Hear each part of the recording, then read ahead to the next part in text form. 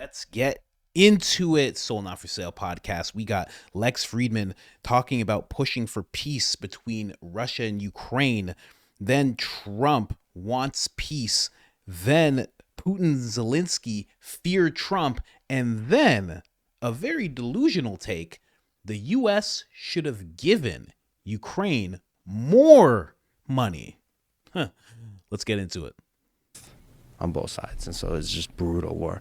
And so this is the land, right? This is, and I have, for a lot of people in this land, this history is part of them. It's part of their blood. They remember these struggles. They remember this political, this geopolitical, this military, this social. This is real. This is like, imagine it's recent. Imagine the United States living maybe a few decades after the Civil War. You remember you remember the you have relatives that died. You remember the real hatred, the real tensions, the real battle. So, yeah, it was surreal to be back there, and to try to do what I was doing, which is to push for peace. Since there's probably a lot to say about this war, I should say that I interviewed Volodymyr Zelensky, and I will be traveling to Russia to interview Vladimir Putin, and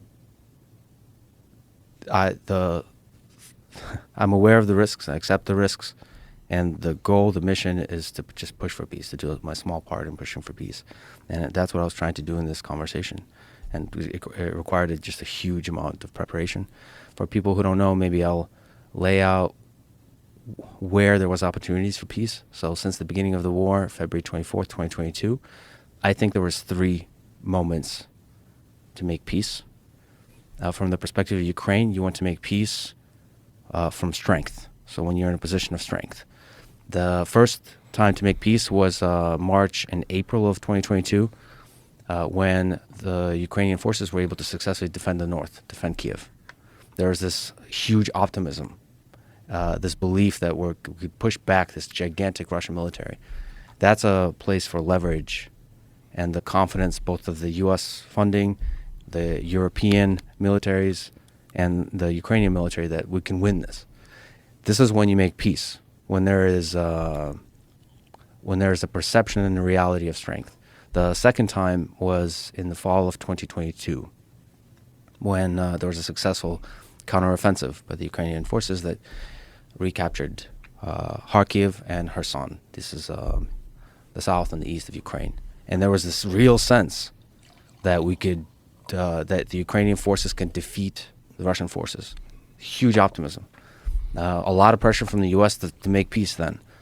This is the strength and perhaps the weakness of Volodymyr Zelensky, who I do think is a historic figure and a great leader, is that he, one, deeply emotionally feels the suffering of the people and the loss that war creates, and he single-handedly has to unite the nation and carry the will of a people and the morale of a people. He has to lift the morale of a people. And that kind of man struggles to make peace because he understands, he wants justice, not peace. And so from a position of strength there, he wants to go further, recapture all of the land that he sees belongs to Ukraine. But that's exactly when you make peace.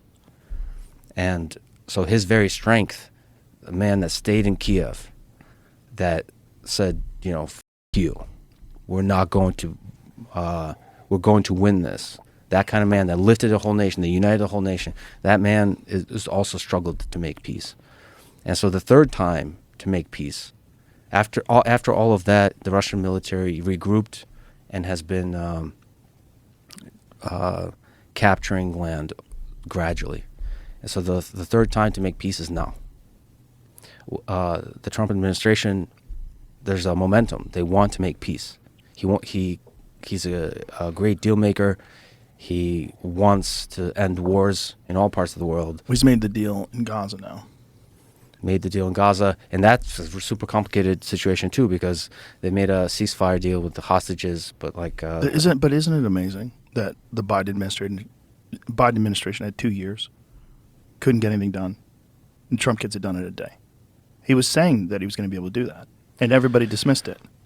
Yeah, and I think there's a political battle now taking credit for who made the ceasefire, which I think is silly. It's Of course, you can have that. yeah. Biden is the president. He's still the president for another few days. The point is with Donald Trump, there's a real will and a momentum to make peace. There's a respect. There's a fear. There's whatever you think about Donald Trump, he is this person that world leaders respect in the full meaning of the word respect. Not like admire, but fear. I think both Zelensky and Putin fear Donald Trump. And that's a great person to then make peace because he has the lever. All of them believe, Putin and Zelensky, that Trump can do some crazy. And he probably would, but he doesn't want to. Right, This he is doesn't the want to. difference. And That's a very unique position that he's in, where they're afraid of him, but yet he wants peace. exactly. Yeah. And so this is the time. And if you don't make peace now, what's going to happen is the funding from U.S. and the support from U.S. is going to dwindle gradually. And Putin is willing and able to just wait and to let the war continue for months and for years. And meanwhile, people are dying every single day. Yeah. Thousands of people. And What's so horrible about this war, too, is there's GoPro footage. yeah. There's a lot of cell phone footage. There's a lot of GoPro footage. I've watched too much of it, unfortunately. But it's rough, man. It's a horrible war. And it's a war that's so confusing over here, for especially to the uninitiated. For the people that are just like kind of reading the newspaper and getting it's a sort of a cursory understanding of what happened. Russia invaded. Why? What'd they do? And then you got to get into the whole U.S.-backed coup in 2014, and then you have to think about NATO and the agreement that was made the fall of, when the wall came down in Berlin.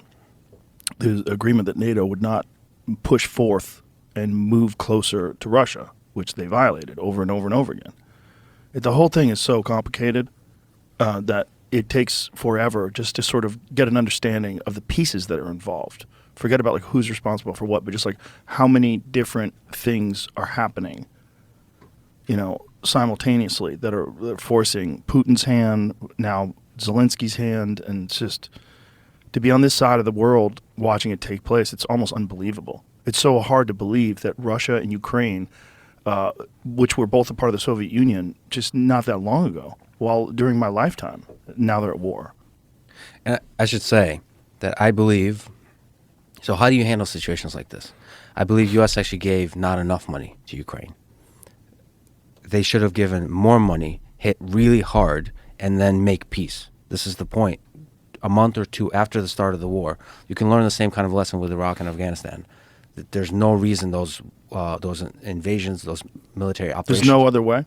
There's no other way than just give money and hit hard. There's no other way. What about avoid it? Yeah. What about Avoid have it. NATO back out? Well, a lot of this is about diplomatic rhetoric, and yes, NATO was consistently talking to Putin, and that's not like a lot of this is about diplomacy, Right. And you can't just pressure with words. I mean, for some people, it seems almost silly that you need to show respect to world leaders, but there needs to be shown real respect. Putin has laid out the interest of the Russian Federation. He said he's been very clear about what the interests are. They want their security to be respected. They want their nation to be respected. He's very clear. And simply at the negotiation table, he just needs to be respected. Like his perspective needs to be understood and heard. You can't just say Putin is evil, Right. bad guy, authoritarian, hates freedom. We need to destroy him. This whole vibe and energy this idealistic sense that you bring to the table. You have to respect leaders. It's part of the reason I wanted to talk to President Zelensky in Russian, which I speak fluently, and he speaks fluently. It's his primary language.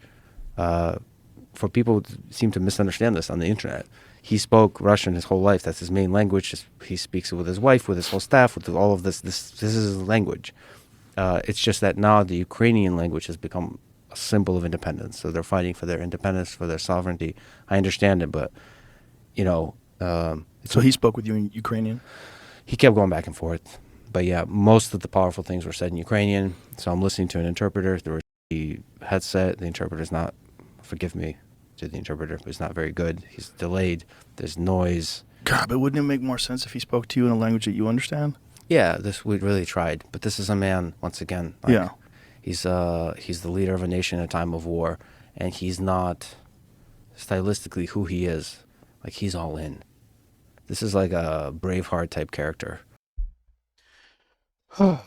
Trigger warning if you love Lex Friedman, okay? Because I don't want you to be like, I love Lex. You can't say this stuff about him. But for him to say that the U.S. didn't give enough money is absolutely ridiculous. That they didn't give enough money. They should have given more money, over the 200 and some odd $billion, and they should have let Ukraine hit harder, which you mean bring us closer to World War III. That's what you should have done. Should have scared Putin more. Should have backed him up into a corner a little bit more, cozied him up to China just a little bit more, so he could actually decide to just go off the way that we all know that he can go off. What are you talking about? I'm sorry. Very nice of Joe to just kind of be like, hey, is there any other way? Because we've heard Joe's temper flare about this whole thing. He said F Zelensky. He said this guy's trying to get us into World War III. He needs to stop it. We've heard Joe go off about this whole thing. So the fact that he didn't do that with Lex just now is very, very nice of him, because he should have. To say that you should have. I know Lex Friedman has listened to Jordan Peterson. Lex Friedman knows Jordan Peterson. He's done interviews with Jordan Peterson, so he knows how Jordan Peterson thinks. He thinks like, what do you mean by hit? And what do you mean by harder? And what do you mean by bringing those two words together and pointing them at Russia? What do you mean by that? I was watching, because I watch a lot of this footage too. I was watching a GoPro. It was a body cam of one soldier, and he was in hand-to-hand combat with a Russian, and he got knifed up, and they were fighting for their lives. They were both fighting for their lives. And one guy, the Ukrainian guy, ended up passing away, and he's laying on the ground before he passes, and he says, just please leave me. Just let me die in peace. That's all I ask from you. Just don't end it all brutally. He says the words, I'm already ripped open. Please just leave me like this. Leave me in peace. And as this guy's sitting there exhausted because he almost just lost his life, and the other guy is losing his life, they come to this weird calmness. And one guy, he looks at him and he says, as he's passing away, he says, this world is so messed up, brother. He goes, it's such a messed up world. And then he looks at the guy and he says, you are the greatest fighter in the world. And the guy who's exhausted, he says back to him, he goes, stop it. No, you are the best fighter in the world. And then it just kind of ends there. He leaves him. The way war works is two guys roll up from the other guy's side, and they kind of just roll him over and take what they want from him, but they don't do anything more to him. They leave him. So when you say hit harder, what are you talking about? Are you talking about how many more of those interactions are you actually talking about when you say hit harder? Are you talking about 100 more of those interactions between soldiers? 1,000? Maybe 10,000? How many more are you talking about when you're just saying hit harder? Like it's just these words. I've talked about this before in regards to war. When people like Lindsey Graham just casually talk about people going to war and hitting Iran, or when they just Nikki Haley, give them hell. Even Jordan Peterson at one point was saying that type of stuff. When people just casually talk about like, that's just war. That's, just go. You should just attack. That's what we should do. You have no idea what you're putting on the table. Interactions like that, hand-to-hand combat, people getting ripped apart. And we're not even talking about the guys who survive, who are completely, permanently traumatized. How many guys fall at their own hands after the war because they can't stand what they've been through? They can't stand what they've done. We're not even touching on that. So when this guy says that there should have been more money, and then we're not even touching on also more money away from the American taxpayer. How much more did you want to see the American taxpayer lose? Another 100 bit, 200 bit? You want to see them in it for $500 billion? What are you talking about? Again, I said trigger warning if you love Lex Friedman, okay? I don't need it in the comments. I get it, you love him. Go click on one of his videos. That's very nice. I just think what he's talking is complete garbage. And I'm so glad Joe didn't even let him expand on that thought. It's absolutely ridiculous. Absolutely ridiculous. How much more did you want to see Americans lose? How much more did you want to see things get expensive? You see, this is the thing. I'm not going to act like I don't make money on YouTube. I'm pissed. I'm not going to, just side note, I'm not going to act like I don't make money on YouTube. I do. But I make enough to know what he makes. And he's a millionaire. He's a multi-millionaire. From as long as he's been doing this and the numbers that I see him doing, I know exactly how this works. If people are engaged with his videos for even just 20 minutes, he's a multi-millionaire just from the podcast, just from YouTube.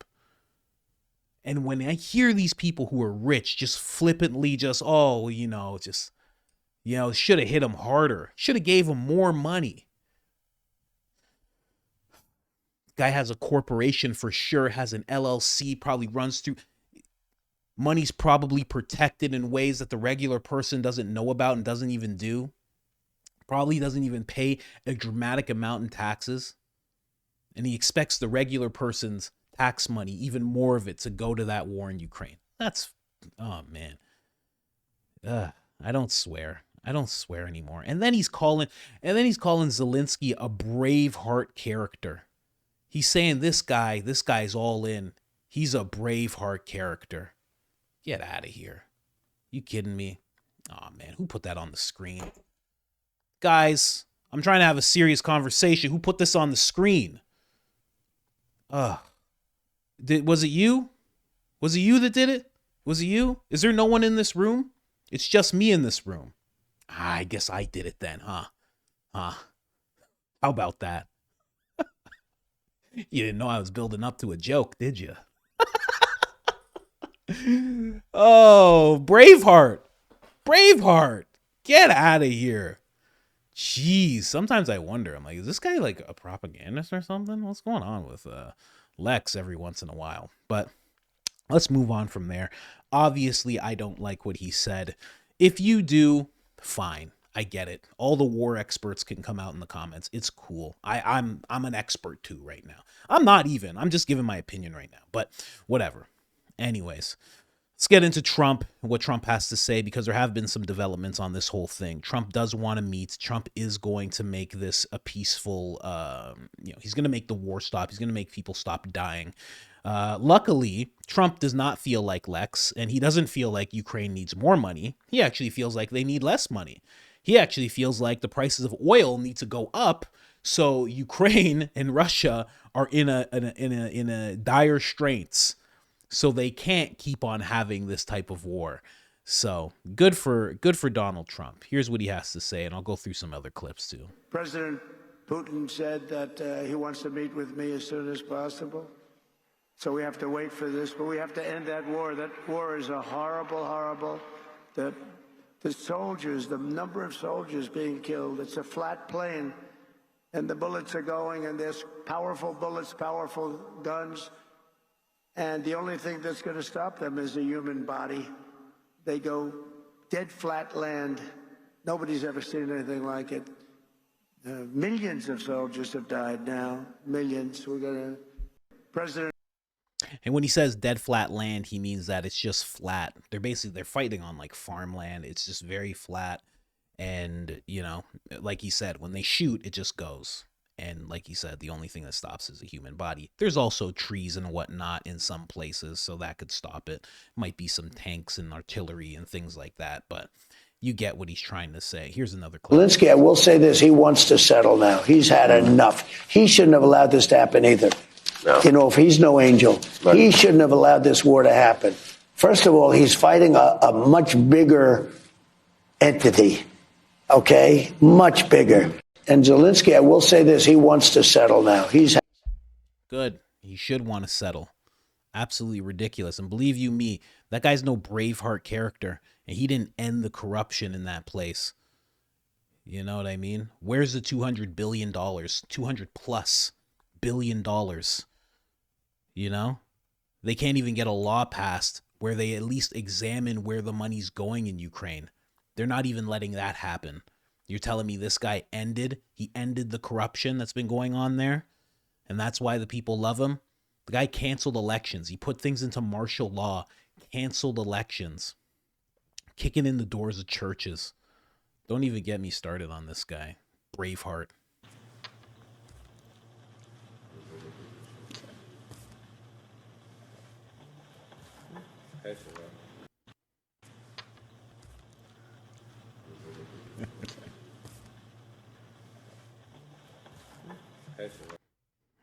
They're both just sitting there talking about nukes.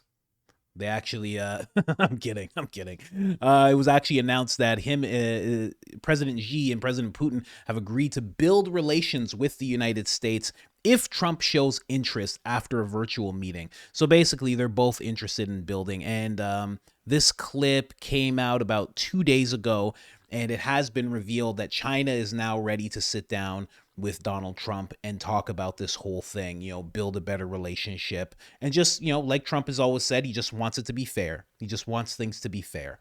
And he's just tired of the U.S. kind of getting screwed on every single deal that it's involved in because of my thinking, a little tinfoil. My thinking is because somebody on the U.S. side is benefiting and not telling the rest of the people. That's just what I think. I don't know. Couldn't prove it. But, yeah, ask Biden. I don't know. Maybe. Hunter, whatever. Maybe. I don't know. But and also Putin also wants to sit down with Donald Trump as well. So the whole thing is just shifting, like you just see right here. Putin says we are ready to speak to Trump. Trump promised to end the Russia-Ukraine territorial dispute before taking office, and it's happening. So, it's already in hand. Trump is already going to meet with them. This was breaking on Fox as well. That President Trump wants to meet immediately with Vladimir Putin, and that President Zelensky has told President Trump that he is ready to make a deal to end the war. So obviously a very big development on that front, and we'll play it out for you as soon as we get it. A number of other items crossing the wires and making news that we're going to bring you when we get that playback in just a moment. So stick around for that. In the meanwhile, so that's actually happening. I can't wait to see that happen. It needs to stop. And, more so, I'm going to be honest, don't fully care about that part of the world. Just saying. Would not want to see Russia get into a place where it wants to fire nukes and the U.S. get involved. Don't fully care about what's going on there.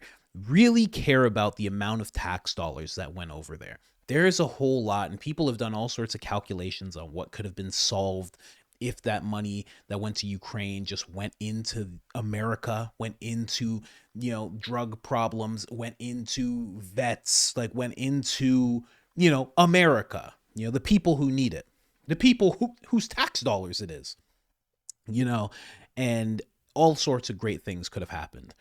And hopefully the world stays peaceful enough, peaceful, there's always going to be conflict. But hopefully the tax dollars get to start flowing to the American people. That's what needs to happen. It starts flowing towards their security, starts flowing towards their benefit, starts flowing. You know what I mean? I really want to see that start happening. Again, for those of you that are absolutely in love with Lex Friedman, I do apologize, but that is just nasty rhetoric to put out there. Nasty rhetoric that they didn't give enough money. That is gross. Absolutely gross. Anyways, guys, you know what? Right before I end, I just want to say, I want to start going live. And if you're still watching at this point, you're probably somebody who likes the show, or maybe you hate it so much you were just watching the whole time just so you could hate. You're just gripping your computer and gripping your phone or something. I don't know, but you're here. So I was thinking about going live, and I'm thinking about going live for 3 or 4 hours, maybe 2 or 3 times a week. That's what I'm thinking of doing. I know real streamers do it every day, but I'm thinking of doing something like that. And then, for the people who want the live experience, they have that. And then save the live, and the people who want the long podcast experience, they have that. And then chunk out some clips for the people who like things the way that they are right now. It's coming up at 26 minutes. and the people who like that. And, maybe some clips for people who like something a little shorter, maybe something a little longer. You know what I mean? That's what she said. And I'm thinking about doing that. Let me know what you guys think about that, because I really want to start going live. And yeah, I'm just thinking about it. Anyways, guys, like, subscribe, turn on the notifications. It helps us tremendously. And other than that, I'm out.